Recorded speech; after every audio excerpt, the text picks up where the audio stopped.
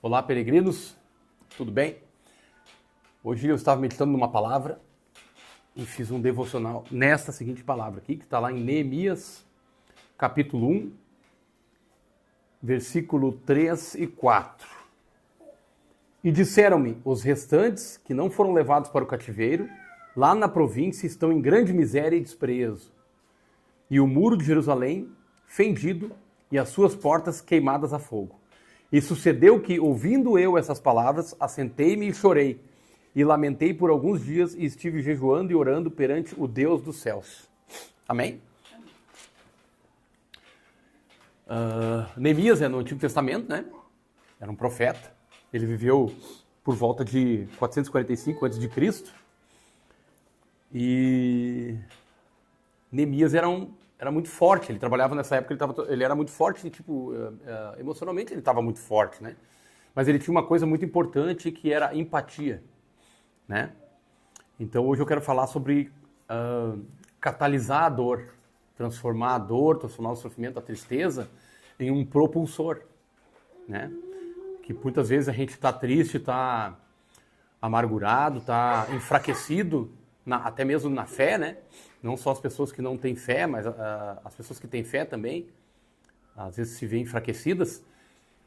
Mas na palavra de Deus a gente tem vários exemplos de pessoas que buscaram forças, né, na fraqueza, né, e utilizaram, né, a dor como um catalisador para serem propulsionadas, né, adiante, à frente, porque o nosso alvo é Cristo. Né?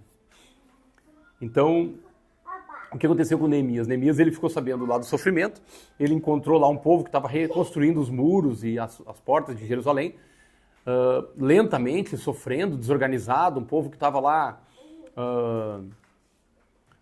sofrendo, né, padecendo, sem liderança. E Neemias, então, ele orou sobre esse aspecto e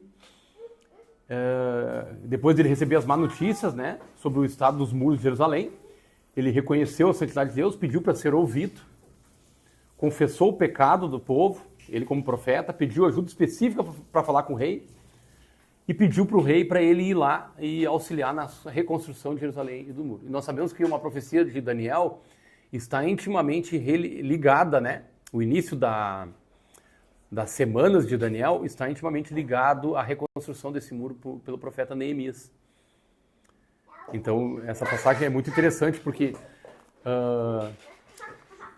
está ligado à história de uma das profecias mais incríveis da Bíblia, que é as 70 semanas de Daniel. Em outro momento a gente pode discorrer melhor sobre isso. Mas agora eu quero falar sobre a liderança de Neemias, que teve empatia com aquele povo, orou, foi falar com o rei, porque ele era o grande império medo-persa, né? Imagina, ele era copeiro do rei, foi pedir autorização para o rei. O rei se compadeceu dele, Deus tocou no coração daquele rei, né? Um rei que não servia ao mesmo Deus que Neemias, era um medo-persa, né? Era um povo que tinha sido levado em cativeiro e alguns ficaram lá, estavam alguns judeus reedificando os muros de Jerusalém. Então Neemias pediu para o rei para ir lá ajudar e o rei inclusive ajudou com material, né? E deu carta para ele poder passar em segurança pelo mesmo caminho que outras duas comissões haviam passado no passado. Obrigado, mãe. Então, ele foi até lá e organizou aquele povo sob a liderança dele. Inclusive, enquanto ele construiu, o povo estava sob constante ataque dos inimigos e ele construindo o muro, imagina. A força e a resiliência desse homem, né? E a empatia que ele teve com aquele povo para liderá-lo. Então, aqui demonstra uma das características principais de um líder, ter empatia. O líder, ele precisa se compadecer dos seus liderados. E o líder, geralmente, na visão cristã, e um líder ideal, né, ele vai à frente do seu grupo, dando exemplo, organizando e pavimentando a estrada para que as pessoas se sintam confortáveis seguindo aquela liderança. Então é pelo exemplo, muitas vezes. Né? Porque às vezes palavras e palavras não vão resolver. Mas o exemplo motiva, o exemplo arrasta. Então Neemias foi um líder assim.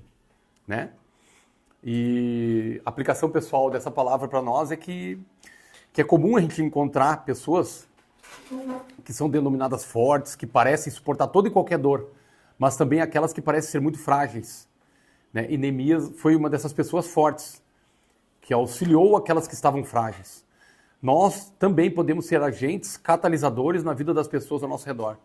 Chorar e sentir-se triste diante de situações desagradáveis é humanamente inevitável, mas a nossa dor pode ser superada e transformada em um belo testemunho de vitória e superação. Então, meus amados, nesse breve devocional aqui, nesse breve relato, esse vídeo que eu faço aqui, humildemente, eu não sei o que você enfrentou até aqui, mas eu sei que o Deus que transformou toda a minha história é a história de muitas pessoas e ainda continua transformando, porque a gente aqui não é ninguém, entende? Não é melhor do que ninguém. Não entendam mal. Mas o mesmo Deus que tem trabalhado na minha vida e trabalhado na vida de inúmeras pessoas e catalisou minha dor, Ele quer fazer o mesmo com qualquer um que abre o seu coração. Não importa a dor, não importa o quão forte você pareça, muitas vezes você está fragilizado em alguma área, seja emocionalmente, psicologicamente, ou no seu íntimo, na família, no seu trabalho. Deus, Ele quer mudar a sua história. Basta que você abra o seu coração e acredite que Ele fará. Isso é uma questão bem sobrenatural. Mas você precisa dar esse passo de fé e reconhecer que sozinho você não consegue. E acredite, com Deus é muito melhor. Com Deus é muito melhor. Porque às vezes a gente luta com a força do nosso braço e há o esgotamento, há depressão, tristeza, ansiedade. E quanto mais a gente batalha, mais a gente luta, a gente parece que está dando murro em ponta de faca, como diz o ditado, né? Mas quando a gente reconhece a nossa fraqueza, e reconhece a nossa limitação e coloca essas coisas na mão de Deus, e coloca a nossa esperança em Deus, Ele pode ser um catalisador na nossa vida e transformar as nossas mazelas num propulsor. E Ele vai usar pessoas para isso. Pessoas para falar para vocês isso e pessoas à sua volta para te ajudar. Muitas vezes a gente está precisando de uma liderança e muitas vezes a gente vai ser líder de alguém nessas situações. Amém, amados? Deus abençoe.